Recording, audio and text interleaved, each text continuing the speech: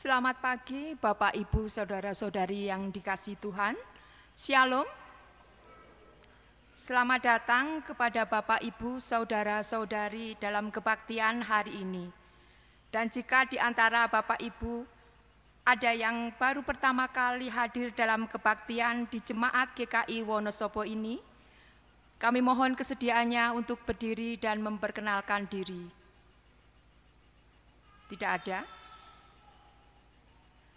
Warta lesan minggu ini adalah sebagai berikut. Kebaktian hari ini, GKI Wonosobo dilayani oleh Saudara Eriko Edward Triatmojo dari Fakultas Teologia Universitas Kristen Duta Wacana Yogyakarta. Bakal Jemaat Tanjung Anom dan Kesenet dilayani oleh Penetua Medarman Zebua. Bakal Jemaat Winongsari dan Genting Sari dilayani oleh Bapak Oriadi. Persembahan hari ini, kantong merah untuk gereja dan kantong biru untuk sarana penunjang. Pada kebaktian hari ini, Minggu 18 Mei 2025, pukul 16.30, dilayankan penerimaan anggota dalam diri Bapak Yusuf Sukiman, asal Gereja Sidang Jemaat Allah Philadelphia Wonosobo, yang dilayani oleh Pendeta Obaja Nathanael Lekatompesi. Diberitahukan kepada anggota jemaat dan simpatisan bahwa Pendeta Obaja Nathanael Lekatompesi akan mengambil masa cuti pada tanggal 19 sampai dengan 26 Mei 2025. Mohon dukungan doa anggota jemaat dan simpatisan bagi masa cuti Pendeta Obaja Nathanael dan keluarga. Mengharap kehadiran anggota jemaat dan simpatisan dalam ibadah malam pada hari Kamis 22 Mei 2025 pukul 18 di GKI Wonosobo, dilayani oleh Pendeta Yusak Rimanto dengan tema Pas senang lupa, pas susah cari posisi. Kebaktian kenaikan Tuhan Yesus Kristus ke surga pada hari Kamis 29 Mei 2025 pukul 18 di GKI Wonosobo, dilayani oleh Pendeta Obaja Nathanael Lekatompesi dengan tema membuat utuh dan jelas. Mohon kehadiran anggota jemaat dan simpatisan. Demikian warta lesan yang kami bacakan. Untuk warta selengkapnya dapat Bapak Ibu baca di lembar warta yang telah tersedia atau di elektronik warta. Terima kasih.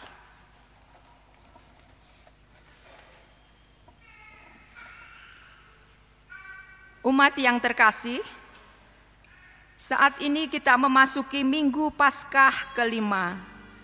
Kita akan menghayati kasih Allah melalui perintah-Nya. Mari berdiri dan menyanyikan Kidung Jemaat 3, bait 1 dan 2. Kami memuji dengan riang.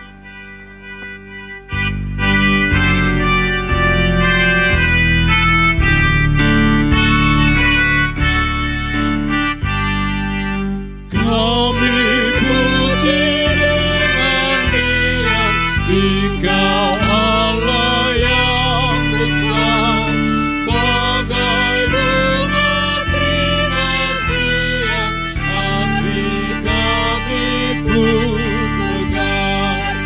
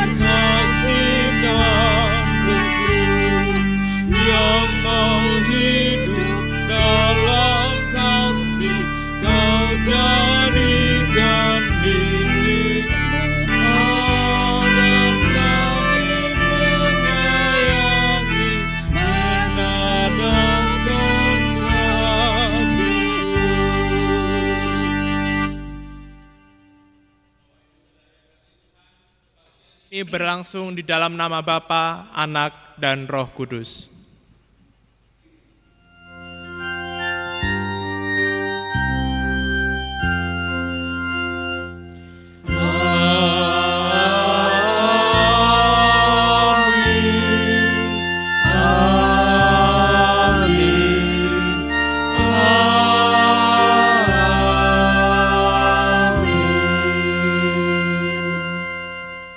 Kasih karunia dan damai sejahtera dari Allah Bapa kita dan dari Tuhan Yesus Kristus menyertai saudara sekalian.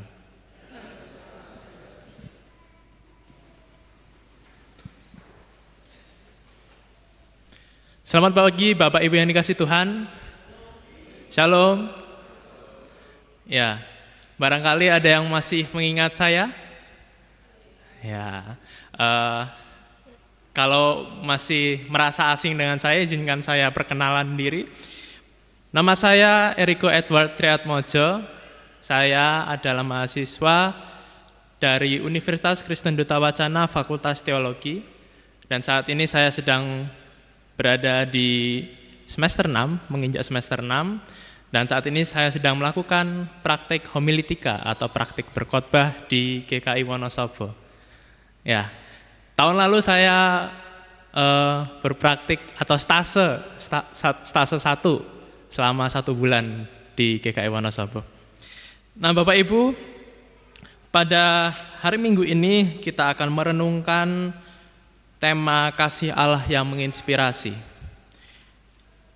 Bagaimana kasih Allah yang menginspirasi itu dapat menjadikan kita sebagai murid Kristus, sebagai jemaat Allah yang memberitakan kasih kepada saudara-saudara kita, kepada orang-orang di sekitar kita. Maka dari Yohanes 13 ayat 34 mengatakan, "Aku memberikan perintah baru kepada kamu, yaitu supaya kamu saling mengasihi, sama seperti aku telah mengasihi kamu, demikian pula kamu harus saling mengasihi."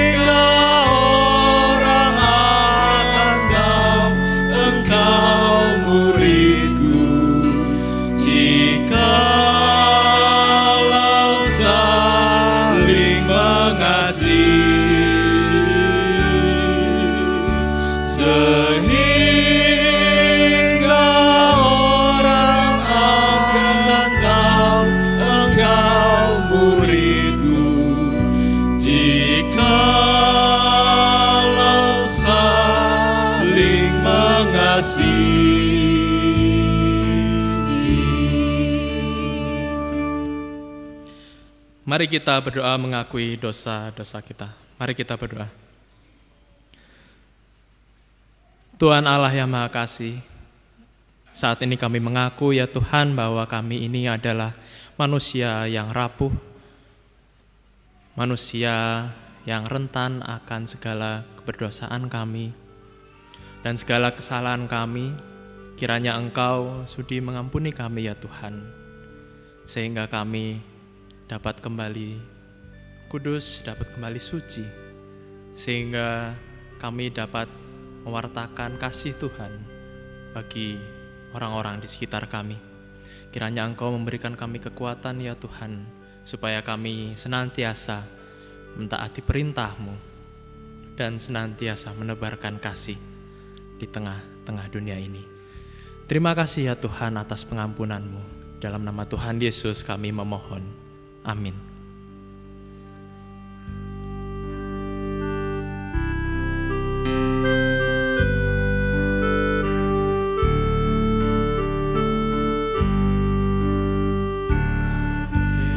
Yesus tebuslah segenap dosaku, ku rindu Kau tinggal terus di hatiku,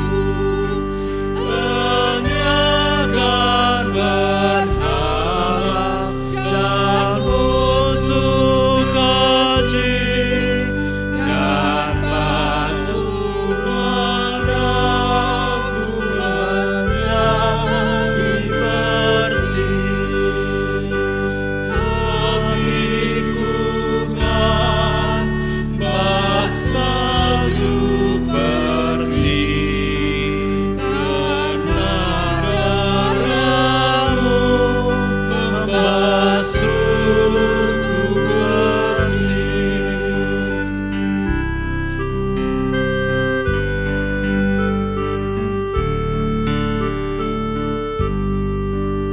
Ya Yesus, sekarang tolong diriku, supaya berpaut tetap padamu.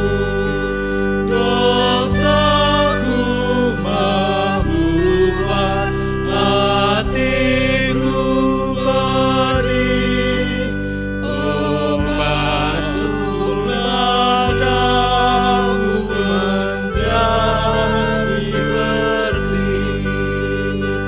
Hatiku kan bersatu bersih, karena darah-Mu membasuhku bersih.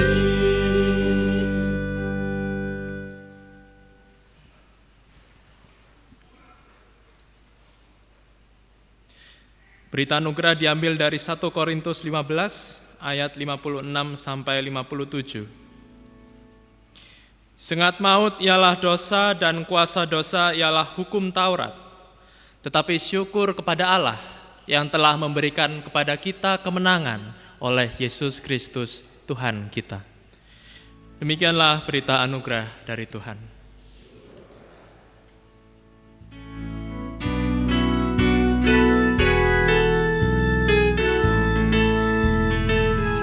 Bersukacitalah selalu, tunjukkan wajah gembiramu. Lihat teman di kanan, kiri, dan di sekitarmu, berikan salam damai, karena kasih karunia serta pengampunannya diberi. Hiduplah dalam damai.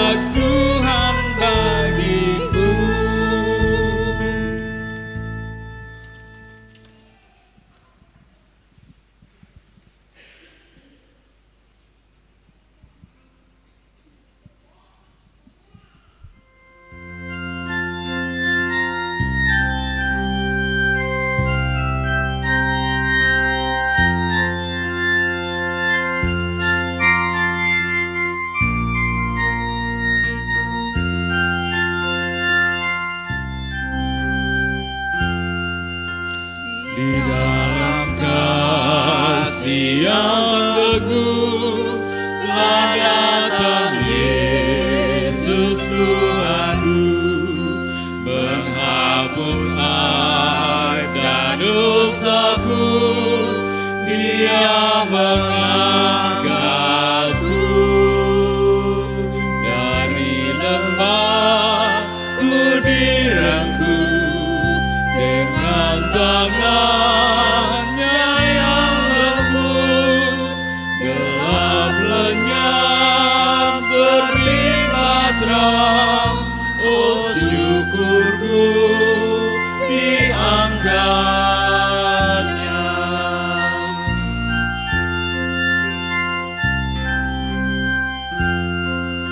Duri menusuk dahinya, nyeri terpaku tangannya, semua karena kasih-Nya. Dia mengangkatku dari lembah, ku direngku dengan tangannya yang lembut. Gelap lenyap, terbitlah terang, oh syukurku diangkatnya.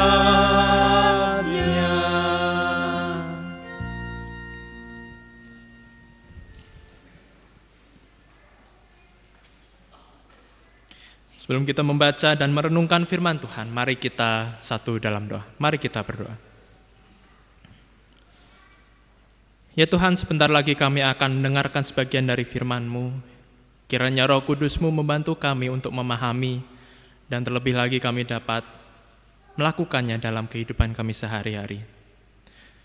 Berfirmanlah ya Tuhan, kami siap untuk mendengarkan dan melakukannya. Di dalam nama Tuhan Yesus kami berdoa. Amin.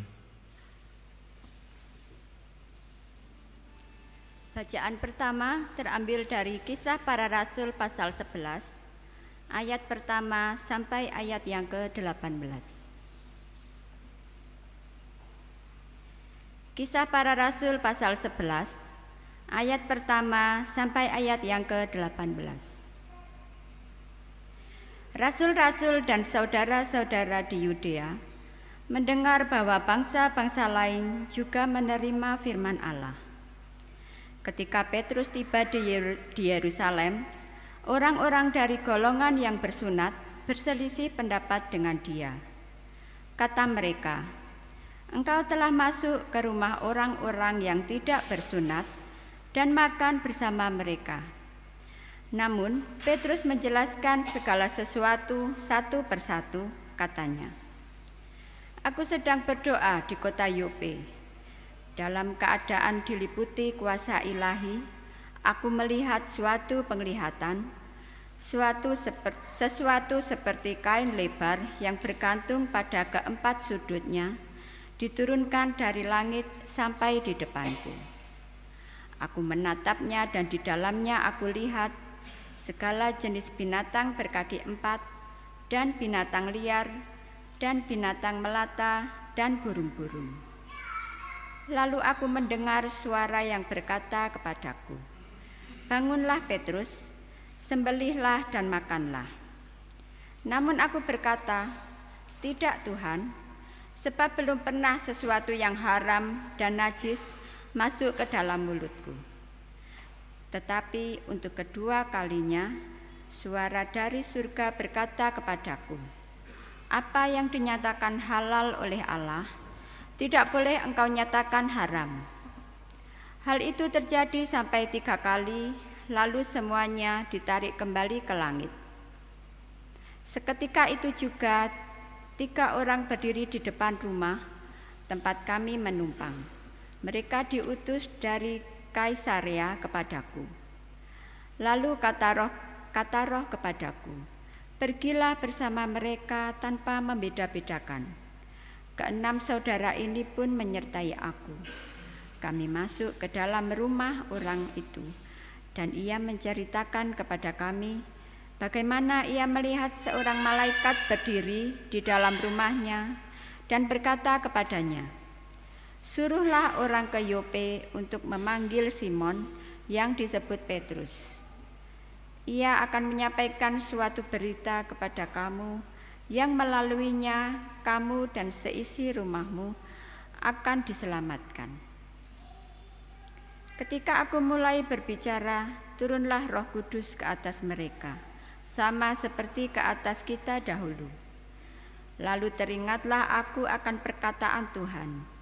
Yohanes membaptis dengan air, tetapi kamu akan dibaptis dengan Roh Kudus. Jadi jika Allah memberikan karunia yang sama kepada mereka seperti kepada kita pada waktu kita percaya kepada Tuhan Yesus Kristus, bagaimana mungkin aku mencegah Allah? Ketika mendengar hal itu, mereka menjadi tenang, lalu memuliakan Allah, katanya.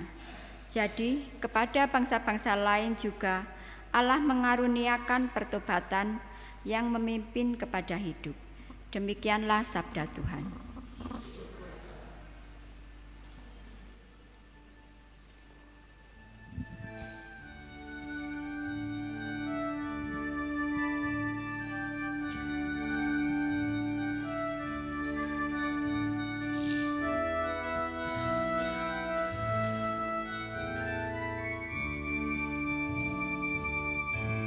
Baiklah semuanya memuji Tuhan, sebab Dia memberi perintah semua tercipta. Pujilah Tuhan untuk selamanya semuanya, ketetapannya pun kekal. Biarlah semuanya memuji Tuhan, sebab hanya namanya saja yang tinggi luhur. Pujilah Tuhan yang keagungannya mengatasi segenap langit mesta. Baiklah semuanya memuji Tuhan, sebab Dia memberi perintah semua tercipta. Pujilah Tuhan untuk selamanya semuanya, ketetapannya pun kekal. Biarlah semuanya memuji Tuhan, sebab hanya namanya saja yang tinggi luhur. Pujilah Tuhan yang keagungannya mengatasi segenap langit semesta.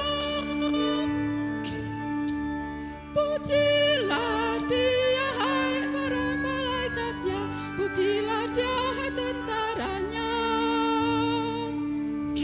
Pujilah Dia hai matahari dan bulan, pujilah Dia hai bintang-bintang. Pujilah Tuhan langit yang mengatasi langit di atas langit. Pujilah hai air di atas langit, puji Tuhan, haleluya. Baiklah semuanya memuji Tuhan, sebab Dia memberi perintah semua tercipta. Pujilah Tuhan untuk selamanya semuanya, ketetapannya pun kekal. Biarlah semuanya memuji Tuhan, sebab hanya namanya saja yang tinggi luhur. Pujilah Tuhan yang keagungannya mengatasi segenap langit mesta. Pujilah Tuhan ular-ular naga dan segenap samudra raya. Pujilah Dia hai api salju hujan ais, hai kabut dan hai angin badai. Pujilah Tuhan hai binatang yang liar, melata dan segala hewan. Pujilah Dia hai burung-burung yang terbang, puji Tuhan di bumi. Baiklah semuanya memuji Tuhan, sebab Dia memberi perintah semua tercipta. Pujilah Tuhan untuk selamanya semuanya, ketetapannya pun kekal. Biarlah semuanya memuji Tuhan, semamanya namanya saja yang tinggi luhur. Pujilah Tuhan yang keagungannya mengatasi segenap semesta.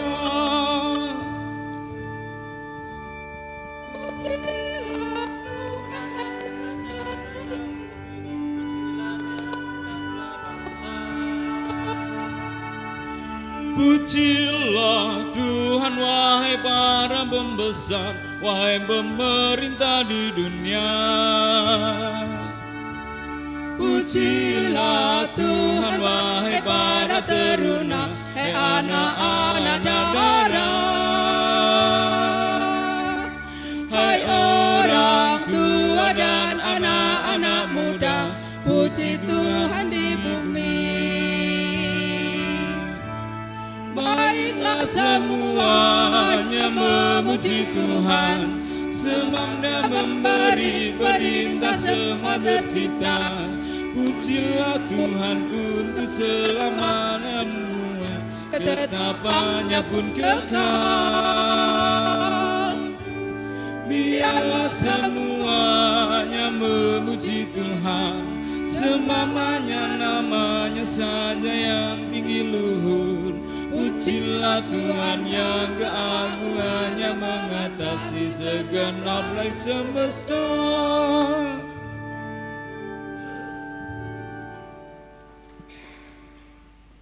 Bacaan kedua diambil dari Wahyu 21, dimulai ayat pertama sampai ke-6. Kitab Wahyu 21 dimulai ayat pertama sampai dengan yang ke-6.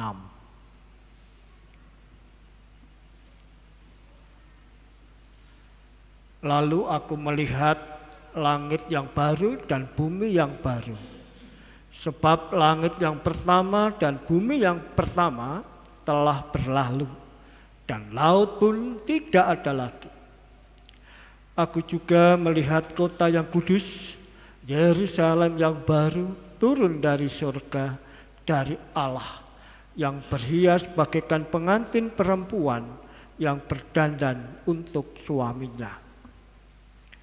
Lalu aku mendengar suara yang nyaring dari tahta itu berkata, lihatlah, kemah Allah ada di tengah-tengah manusia, dan Ia akan tinggal bersama mereka. Mereka akan menjadi umat-Nya, dan Allah sendiri akan menyertai mereka sebagai Allah mereka. Ia akan menghapus segala air mata dan dari mata mereka, dan maut tidak ada lagi. Tidak akan ada lagi perkabungan atau ratap tangis atau duka cita, sebab segala sesuatu yang lama itu telah berlalu.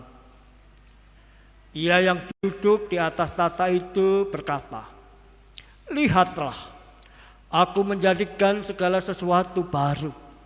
Lalu firman-Nya, tuliskanlah karena segala perkataan ini dapat dipercaya dan benar. Firman-Nya lagi kepadaku, semuanya yang telah terjadi, akulah Alfa dan Omega, yang awal dan yang akhir. Orang yang haus akan kuberi minum dengan cuma-cuma dari mata air kehidupan. Demikianlah sabda Tuhan. Injil Tuhan Yesus Kristus menurut Yohanes 13 ayat 31 hingga 35. Yohanes 13 ayat 31 hingga 35. Beginilah firman Tuhan. Sesudah Yudas pergi, berkatalah Yesus, sekarang anak manusia dimuliakan dan Allah dimuliakan di dalam Dia.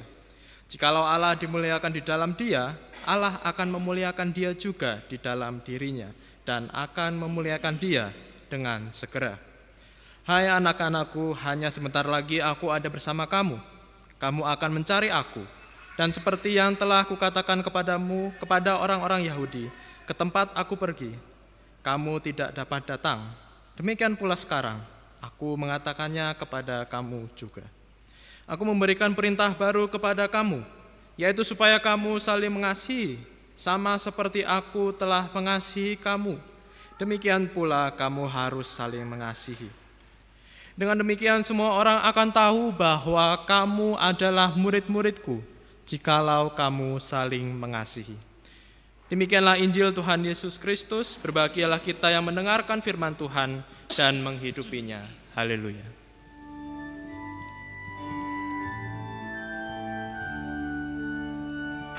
Haleluya, haleluya, haleluya.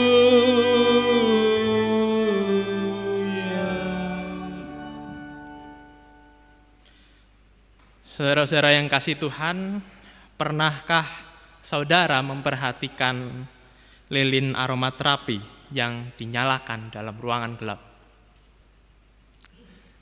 Ya, jadi lilin itu menyala, kita tidak hanya bisa menikmati cahayanya saja, tetapi juga bisa menikmati aromanya yang wangi, aromanya yang menenangkan jiwa.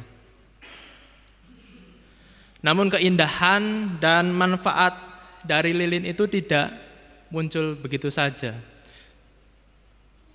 Jika kita menganggap bahwa lilin itu punya perasaan, bisa merasakan sakit dan sebagainya, lilin itu kira-kira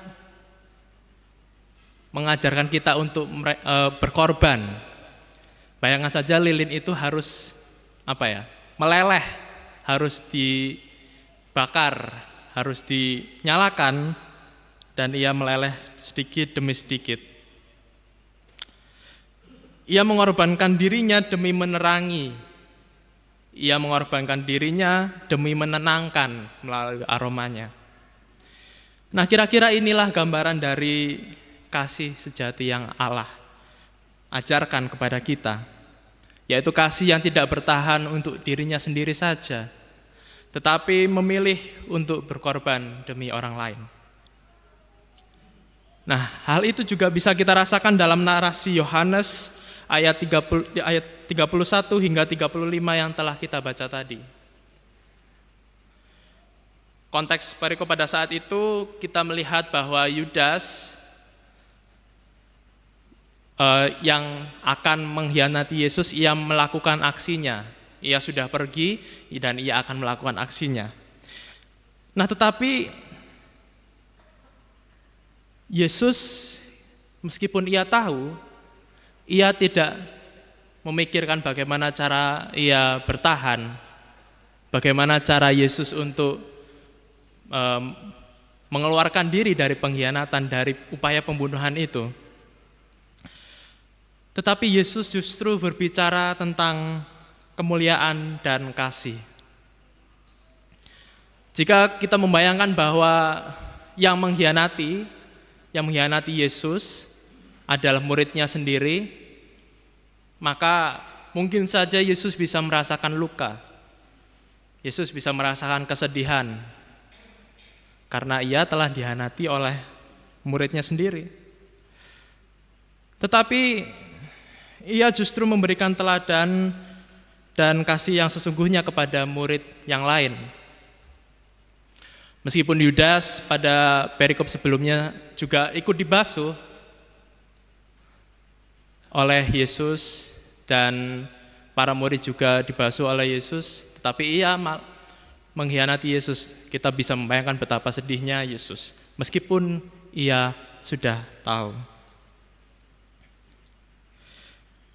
Nah, teladan dan kasih yang diberikan oleh Yesus itu bukan hanya instruksi moral semata, tetapi cerminan dari kodrat Allah itu sendiri. Itu adalah cerminan dari sifat Allah itu sendiri. Yesus mengasihi meskipun ia terluka. Nah, barangkali berbeda dengan nilai yang Yesus ajarkan, salah satu nilai yang kita hidupi atau mungkin yang masyarakat hidupi adalah membalas orang yang melakukan kejahatan kepada kita dengan kejahatan. Nah, apalagi fakta bahwa orang-orang yang melakukan kejahatan kepada kita, orang-orang yang melukai kita seringkali adalah orang-orang yang terdekat kepada kita. Baik itu keluarga, sanak saudara, rekan kerja, teman-teman di perkuliahan, teman-teman di perkantoran, dan lain sebagainya. Tetapi penekanan di sini adalah Yesus ingin mengajarkan kepada kita bahwa kasih itu tidak memilih-milih. Nah, mandatum novum do vobis, yang artinya aku memberikan perintah baru kepadamu. Bukan hanya sebuah saran yang dapat dipertimbangkan oleh para murid, tapi sebuah keharusan yang dilakukan terus-menerus. Nah, perintah Yesus yang Yesus berikan berbeda dengan perintah yang lainnya. Kita bisa melihat bahwa ada banyak perintah untuk mengasihi orang-orang di sekitar kita, baik itu di Perjanjian Lama, di Perjanjian Baru. Kita bisa melihatnya di Matius, misalnya di Matius 5 ayat 44, Lukas 10 ayat 27, Imamat 19 ayat 18, ataupun Ulangan 6 ayat 5. Lalu pertanyaannya, perintah barunya itu di mana? Apa yang dibaharui oleh Yesus? Nah, saudara, kalau kita cermati perbedaan pesan-pesan untuk saling mengasihi dari ayat-ayat yang sudah disebutkan tadi dengan perintah Yesus, dalam perikop yang kita baca adalah pernyataan Yesus. Jadi ia tidak hanya sekedar memberikan perintah untuk saling mengasihi, tetapi ia melanjutkan pernyataannya, yaitu sama seperti aku telah mengasihi kamu, demikian pula kamu harus saling mengasihi. Nah, dengan kata lain, yang menjadikan perintah itu baru adalah bahwa standar dan sumbernya adalah kasih Yesus sendiri, kasih Yesus yang konkret. Nah, kasih itu bukan hanya sekedar membalas kebaikan dengan kebaikan, tapi juga membalas kejahatan dengan kebaikan. Juga bukan kasih yang muncul saat kita nyaman dengan seseorang. Misalnya kasih kepada orang lain karena mereka sudah memberikan sesuatu kepada saya. Itu adalah sesuatu yang baik, tetapi bukan hanya itu. Kasih yang diajarkan adalah kasih yang memilih untuk hadir, kasih yang memilih untuk berada, present. Jadi kasih yang tidak hanya sekedar memberikan memberikan sesuatu kepada orang lain, tidak hanya memberikan timbal balik karena mereka sudah memberikan kasihnya kepada kita, tetapi bagaimana kita berupaya untuk berempati. Bagaimana kita berupaya untuk mengerti akan orang lain, meskipun kita juga berada di tengah kesedihan, di tengah pengkhianatan. Nah, Bapak Ibu, ada seorang teolog bernama N.T. Wright, dia adalah teolog dari Inggris. Dalam bukunya Following Jesus, ia mengatakan bahwa menjadi pengikut Yesus berarti menghidupi kasih yang mengalir dari salib dan kebangkitan Yesus. Dan bahwa kasih itu menjadi tanda pengenal komunitas pengikut Kristus, tanda yang dapat dikenali dunia. Nah, maka ketika Yesus berkata bahwa kasih akan menjadi identitas para muridnya, juga kita sebagai murid-murid Yesus, itu menjadi tantangan bagi kita. Yaitu dunia akan tahu siapa kita dari sejauh mana kita bisa mengasihi seperti Kristus.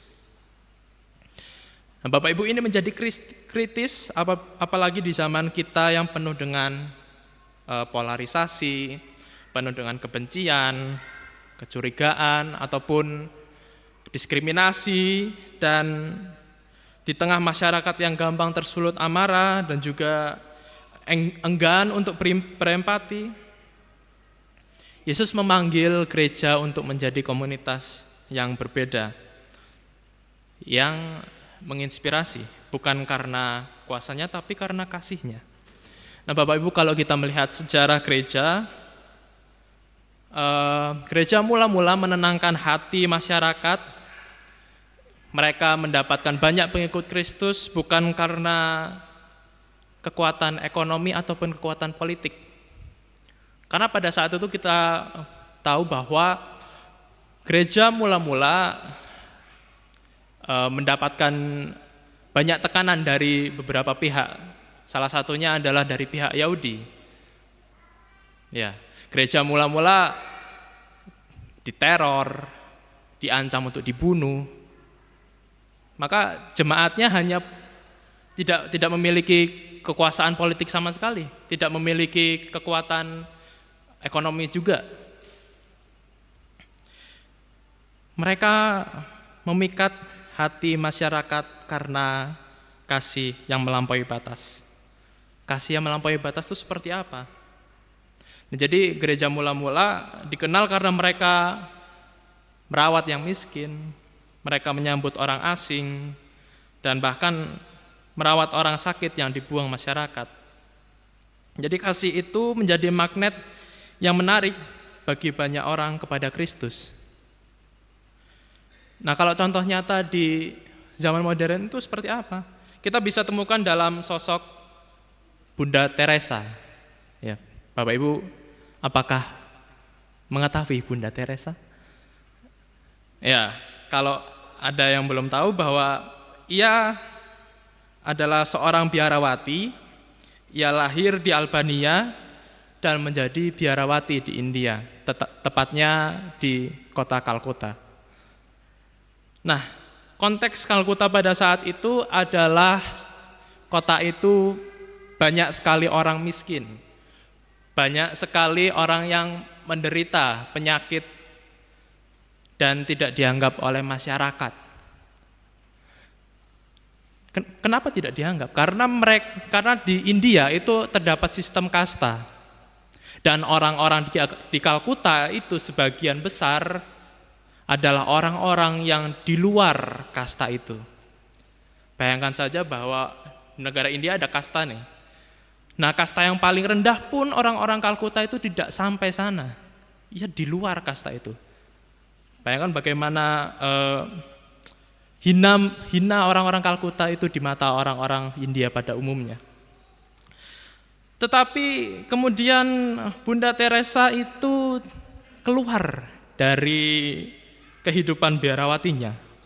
Dan ia hidup di antara mereka yang ditinggalkan, ia hidup di tengah orang-orang yang tubuhnya penuh luka, ia juga tinggal di lorong-lorong kotor dan makan bersama mereka yang sudah kehilangan harapan hidup. Salah satu cerita Bunda Teresa bahwa ia pernah menggendong seorang perempuan sekarat yang berada di pinggir jalan. Perempuan itu nampaknya sudah agak tua, tetapi Bunda Teresa rela untuk menggendongnya dan membawanya ke rumah sakit terdekat. Tetapi pihak rumah sakit tidak menerima perempuan itu. Dan Bunda Teresa terpaksa menunggu dan sambil menggendong perempuan itu menunggu di depan rumah sakit itu untuk sekiranya dapat diobati. Dan benar saja berkat ketekunan Bunda Teresa, perempuan itu bisa dan diperbolehkan untuk diobati. Nah, pada akhirnya ia membuka rumah bagi orang yang bahkan tidak memiliki nama, tidak memiliki identitas, dan Bunda Teresa bersama dengan rekan-rekannya merawat mereka dan mendirikan misionaris cinta kasih atau missionary of charity, dengan tujuan utama yaitu mengabdikan diri untuk melayani orang-orang yang paling membutuhkan, terutama kaum miskin, sakit, dan yang tidak berdaya. Nah, Bapak Ibu, jika kita mencermati kisah itu, maka kita bisa mengatakan bahwa pelayanannya bukan dimulai dari gagasan sosial yang ia pelajari. Pengalamannya bukan dimulai dari pengetahuan yang ia miliki mungkin dari pendidikan yang ia jalani, tetapi panggilannya atau pelayanannya dimulai dari pengalaman spiritualnya di Kalkuta, yaitu merasakan empati kepada orang-orang yang tersingkirkan. Ia keluar dari biara yang nyaman, memilih tinggal di tengah penderitaan, tanpa gaji, tanpa jaminan, tetapi ia memiliki iman dan kasih yang besar. Kasih Allah yang ia alami tidak membuatnya puas dalam relasi pribadi saja, tetapi mendorongnya keluar untuk menjadi terang. Perkataannya yang terkenal salah satunya adalah, "We are not called to do great things. We are called to do small things with great love." Yang artinya, kita tidak dipanggil untuk melakukan hal-hal besar, tetapi melakukan hal-hal kecil dengan kasih yang besar. Nah, maka kasih seperti itu yang seharusnya menjadi inspirasi bagi kita sebagai jemaat Kristus. Jadi, apa yang harus kita lakukan untuk meneladani kasih itu? Yang pertama, mari kita mulai dari hal-hal kecil di sekitar kita. Seperti Bunda Teresa yang berkata bahwa kita dipanggil melakukan hal kecil, tetapi dengan kasih yang besar, kita pun bisa melakukan kasih itu dengan hal-hal yang kecil di sekitar kita. Misalnya menyapa tetangga, senyum, sapa, salam. Atau mungkin mendengarkan teman-teman kita, saudara-saudara kita yang sedang bergumul, merasakan apa yang mereka rasakan, ikut membantu mereka, memberikan perhatian pada keluarga kita, atau kita bisa menolong orang-orang di sekitar kita dengan melakukan hal-hal yang kecil saja. Dan yang kedua, kita diajak untuk terus mengalami kasih Kristus secara pribadi. Jadi kita itu bisa merasakan kekeringan, kita bisa merasakan kekosongan, dryness, kekeringan. Selain kita bisa memberikan kasih kepada orang lain, kita pun juga membutuhkan kasih. Nah, kasih itu bersumber dari Allah. Maka dengan kita mentaati Allah, dengan kita bersekutu bersama dengan Allah, memiliki hubungan yang intim dengan Allah, maka kasih Allah itu akan selalu mengalir dalam hidup kita, dan kita senantiasa dapat menjadi orang yang bisa menyalurkan kasih itu kepada orang lain. Dengan kita melakukan kedua hal itu juga bisa menjadi benih-benih yang dapat ditanam untuk mencapai langit baru dan bumi yang baru, seperti yang kita baca di kitab Wahyu tadi. Bahwa bumi baru dan langit baru dan bumi yang baru itu adalah suatu keadaan di mana tidak adanya pertengkaran, tidak adanya peperangan, semuanya menjadi damai, merasakan sejahtera. Dan kita pun bisa menjadi agen-agen itu. Kita dipakai Allah untuk menjadi pembawa terang, pembawa kasih, sehingga bumi baru dan langit baru itu dapat terwujud. Nah, Bapak Ibu, dunia tidak akan berubah dengan hanya kita berteori, dengan hanya kita berwacana saja. Tetapi dunia akan berubah jika kita meneladani kasih Kristus dan menyalurkannya dengan konkret kepada orang-orang sekitar kita. Dunia akan berubah jika kita menjadi lilin yang rela dibakar itu demi memancarkan terang kasih dan aroma yang menyegarkan, menenangkan, dan memberkati. Nah, yang menjadi pertanyaan sekarang adalah, apakah kita sudah menjadi lilin itu? Amin. Saat itu bagi kita semua.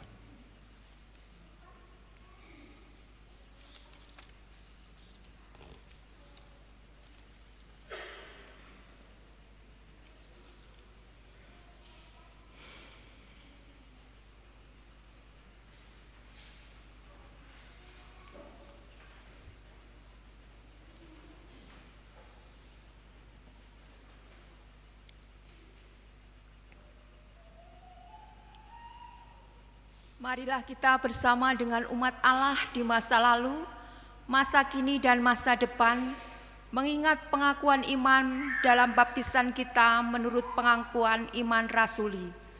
Hendaklah masing-masing berkata, Aku percaya kepada Allah, Bapa yang Maha Kuasa, Khalik langit dan bumi, dan kepada Yesus Kristus, Anaknya yang tunggal Tuhan kita, yang dikandung dari Roh Kudus, lahir dari anak darah Maria, yang menderita sengsara di bawah pemerintahan Pontius Pilatus, disalibkan, mati dan dikuburkan, turun ke dalam kerajaan maut. Pada hari yang ketiga, bangkit pula dari antara orang mati, naik ke surga, duduk di sebelah kanan Allah, Bapa yang Maha Kuasa, dan dari sana Ia akan datang untuk menghakimi orang yang hidup dan yang mati. Aku percaya kepada Roh Kudus, gereja yang kudus dan am, persekutuan orang kudus, pengampunan dosa, kebangkitan orang mati, dan hidup yang kekal. Amin.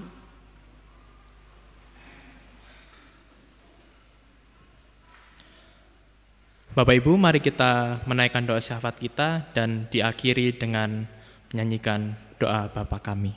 Mari kita berdoa.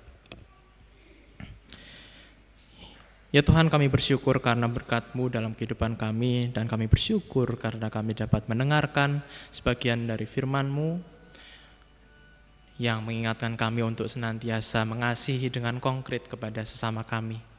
Bahkan kami, saat kami sedang merasa dilukai dan dikhianati. Kiranya Engkau memampukan kami ya Tuhan untuk kami bisa empati, bisa menyalurkan kasih kepada orang-orang di sekitar kami. Ya Bapak, saat ini kami berdoa untuk bangsa dan negara kami. Kiranya Engkau memberkati pemimpin kami, mulai dari pemimpin yang di pusat ataupun sampai ke daerah. Engkau yang menyertai dan membimbing mereka. Kiranya hikmat-Mu senantiasa bersama dengan mereka, ada di dalam mereka ya Tuhan, sehingga kami dapat merasakan keadilan, kesejahteraan, dan kami senantiasa merasakan kebahagiaan. Ya Bapak, kami saat ini juga berdoa untuk gereja-Mu GKI Wonosobo dan juga Bajem yang ada di Kesenet, Genting Sari, Tanjung Anom, dan Winong Sari. Kiranya Engkau menyertai gereja ini ya Tuhan, dan jemaat-Mu yang ada di dalamnya, sehingga kami merasakan segala sukacita dan kami dapat melaksanakan pelayanan kami di gereja ini dengan baik. Kami juga berdoa untuk Pendeta Obaja, Pendeta Emeritus Daniel, Penatua Medarman Sebuah, dan Bapak Dompas, Majelis Jemaat, pemusik, dan segala penata layan seperti operator, PNJ, asyir, dan karyawan. Kiranya Engkau menyertai pelayanan kami, memberkati pelayanan kami ya Tuhan. Berikan kami kesehatan, kekuatan, sehingga kami dapat melayani-Mu dan sesama kami di jemaat-Mu GKI Wonosobo ini. Kami juga berdoa untuk segala sekolah Kristen Wonosobo, kelompok bermain Bina Kasih, TK, SD Kristen, SMP Kristen, dan SMA Kristen.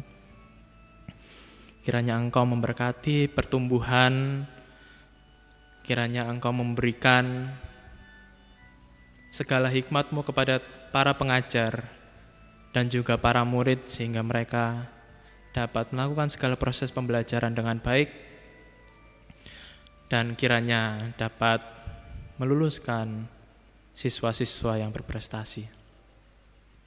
Kami juga berdoa untuk saudara-saudara kami yang sedang sakit ya Tuhan. Ibu Listianingsih, Ibu Sintiawati Winarto, Ibu Timaului Gultom, Ibu Sri Utari, Ibu Lenur Simanjuntak, dan Ibu Erliana.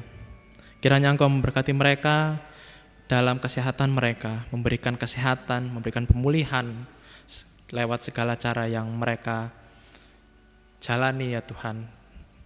Kami juga berdoa untuk para medis dan keluarga yang senantiasa mendukung kesembuhan mereka. Kiranya mereka senantiasa merasakan sejahtera dan Engkau berkati dengan kekuatan serta kesehatan supaya dapat mendukung mereka yang sakit. Kami juga berdoa untuk jemaat kami yang berulang tahun. Kiranya Engkau memberkati mereka dalam tahun yang baru dan Engkau menumbuhkan iman mereka melalui kasih Kristus dan juga mereka dapat merasakan sejahtera dan sukacita dalam kehidupannya. Kami serahkan pergumulan kami ya Tuhan yang tidak bisa kami sebutkan satu persatu. Di dalam nama Tuhan Yesus yang telah mengajar kami berdoa.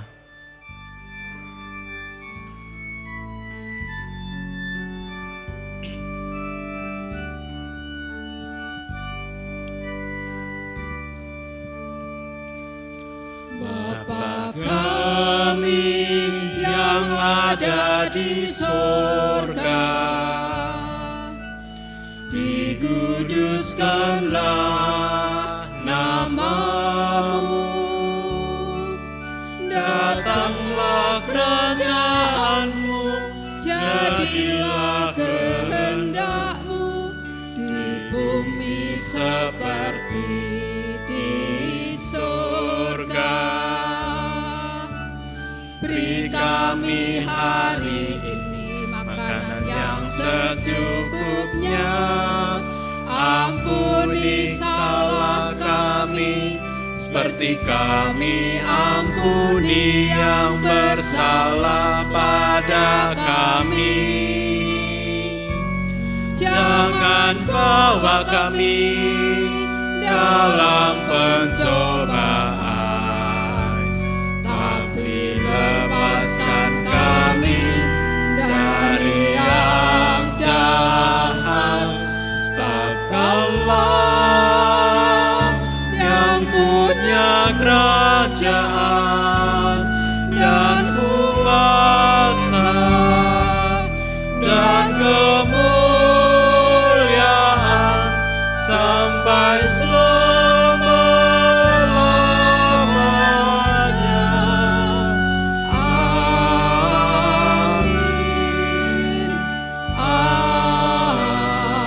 Amin.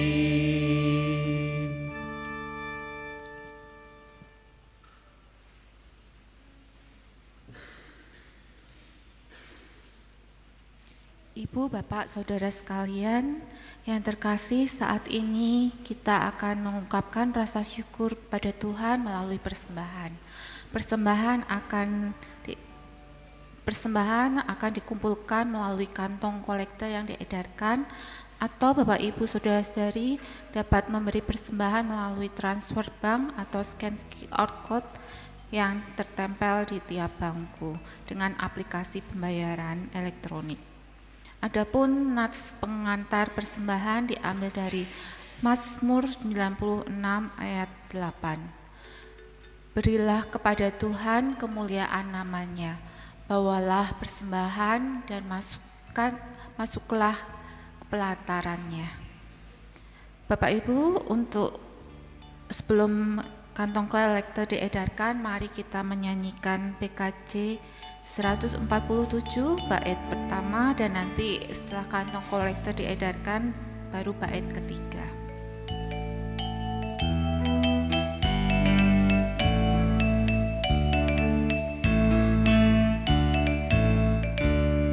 Di sini aku bawa Tuhan, persembahan hidupku semoga berkenan.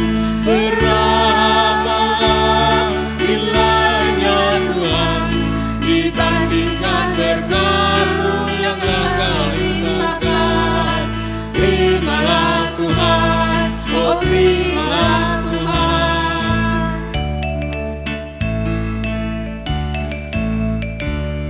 Ramah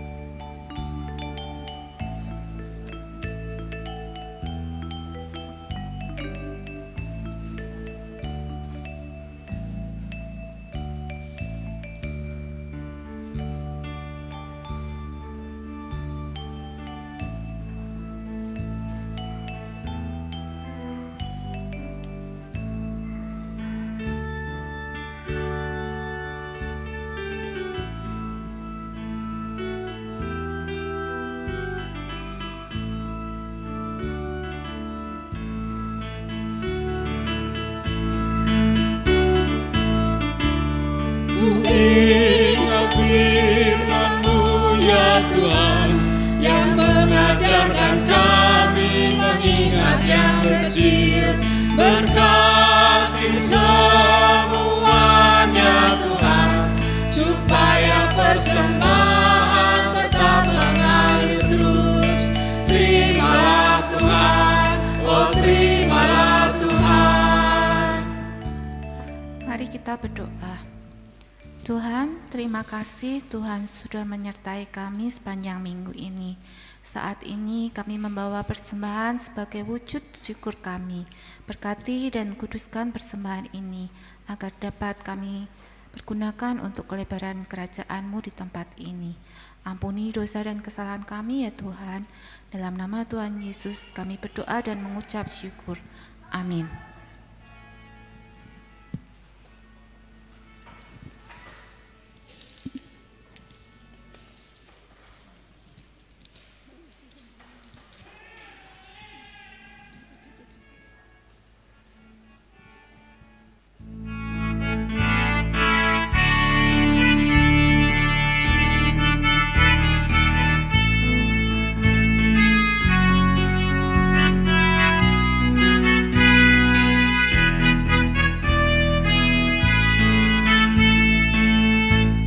Sekalipun diriku dapat berkata-kata dengan semua bahasa, bahasa manusia dan bahasa malaikat ataupun yang lainnya, tapi jika aku tak mempunyai kasih, aku serupa tong yang menggema dan canang yang gemericik.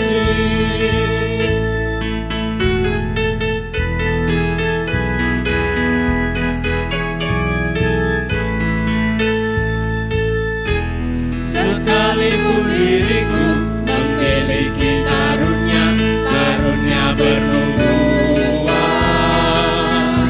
sekalipun diriku punya iman sempurna untuk pindahkan gunung, tapi jika aku tak mempunyai kasih, tiada berguna lagi diriku, tiada berguna diriku.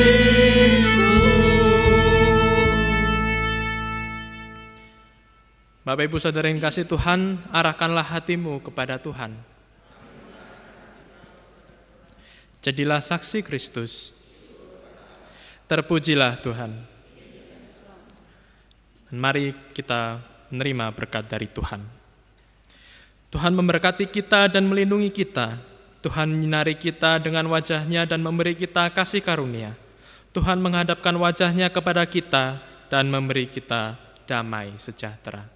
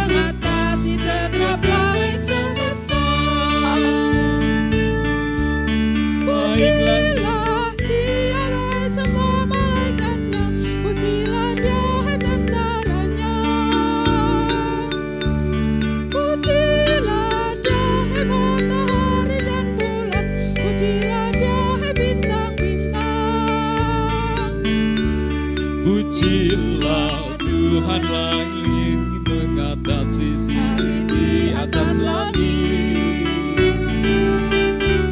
Pujilah